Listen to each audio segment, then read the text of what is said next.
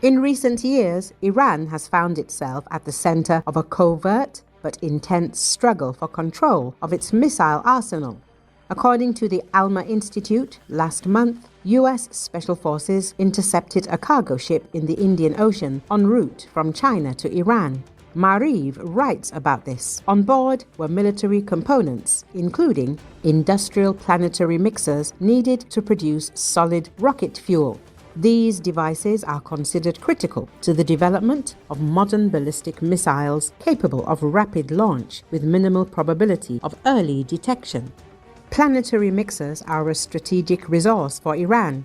Unlike liquid-fueled missiles, solid fuel systems allow for rapid launches, making them a priority technology for models with a range of 1,500 to 2,000 kilometers. The loss of such components directly reduces the speed of production and arsenal replenishment.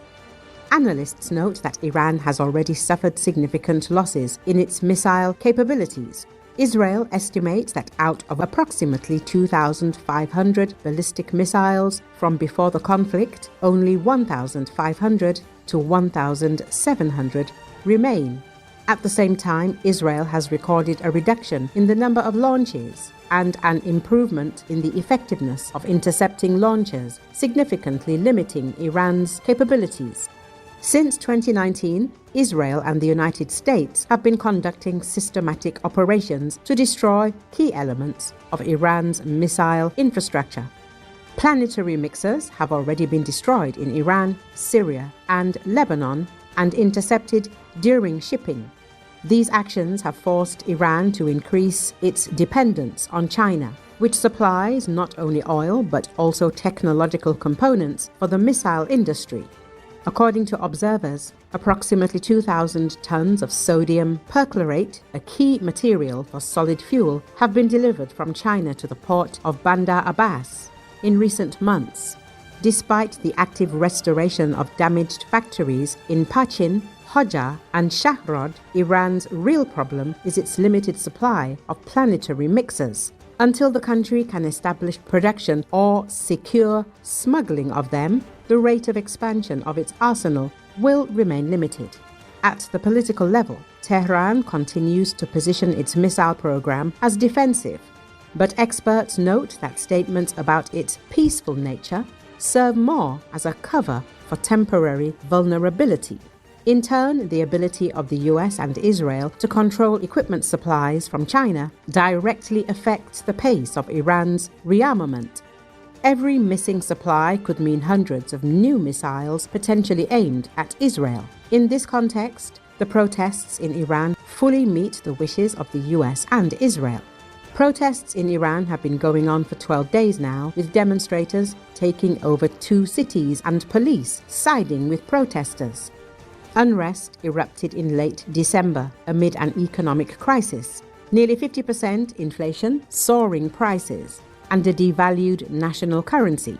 It began with a business strike, but students soon joined in.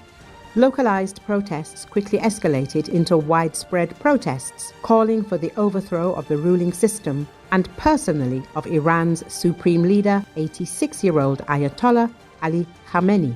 Iranian authorities are using harsh methods to suppress mass unrest. Activists report that security forces are using tear gas and water cannons and, in some cases, firearms.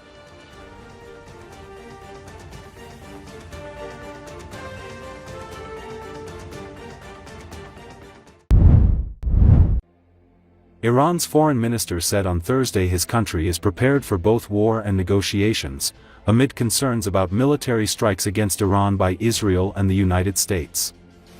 "We don't want war, but we are ready for war. We are also ready for negotiations, but only negotiations that are based off mutual interests and respect," said Abbas Araghchi after arriving in Beirut for talks on Thursday. According to Associated Press, there are growing concerns over military strikes against Iran by Israel and the US, as it has refused to grant U.N inspectors access to its nuclear sites, and the fate of its enriched uranium stockpile remains unknown. U.S. President Donald Trump has also threatened to hit Iran hard if the government kills peaceful protesters. Protests in Iran sparked by economic woes have now gone nationwide in the Islamic Republic, activists said Thursday, signaling both their staying power and intensity as they challenge the country's theocracy. So far, violence around the demonstrations has killed at least 38 people while more than 2,200 others have been detained, said the US-based human rights activists news agency. Arachi also accused Israel of repeatedly breaching the ceasefire with Beirut and said he planned to discuss the matter with Lebanese officials. ما برای هر وضعیتی آمادگی کامل داریم. نحن جاهزون لأي وضعية كانت. ما خواهان جنگ نیستیم. نحن لن نرغب بالحرب. ولی برای جنگ آمادگی داریم. إلا أننا جاهزون لها. برای مذاکره هم آمادگی داریم. ولا يفوتني أن أقول بأننا جاهزون كذلك للتفاوض. ولی مذاکره‌ای که بر اساس منافع متقابل باشه، بر اساس احترام متقابل باشه. و در طول یک سال گذشته آتشبسی که برقرار شده به طور مرتب داره نقض میشه توسط این رژیم و به هیچ یک از تعهدات خودش عمل نکرد. ونجد الكيان الصهيوني خلال أكثر من سنة مر على اتفاق وقف إطلاق النار إنه ينتهك التزاماته في هذا الاتفاق واحدة تلو الأخرى وإنه ينتهكه دوما.